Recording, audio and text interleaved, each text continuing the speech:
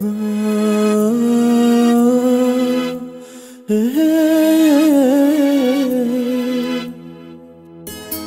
bilmerim, göre bilmerim.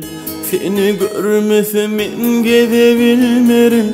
Sana aytsam diyebilmerim. Ağlar baka yollara gülürüm.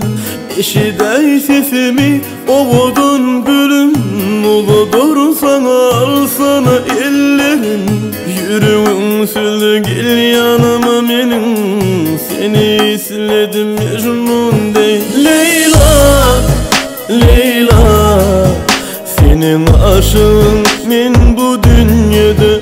Seni gülüdüm, al çektim yine.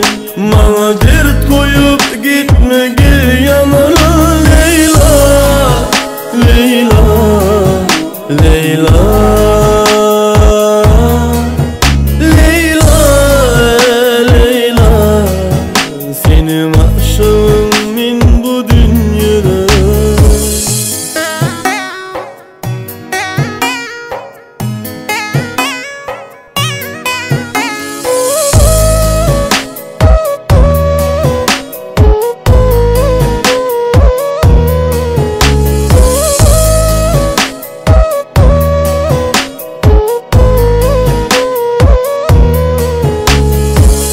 Gidebilmerin, dönebilmerin.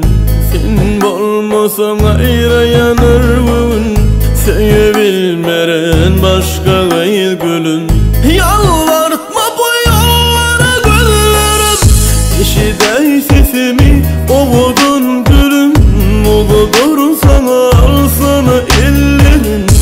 Yüreğim sürdü gel yanıma benim. Seni izledim Mecnun değil. Leyla, Leyla, senin aşığın men bu dünyada. Seni gülüdüm, al çektim yine. Bana dert koyup gitme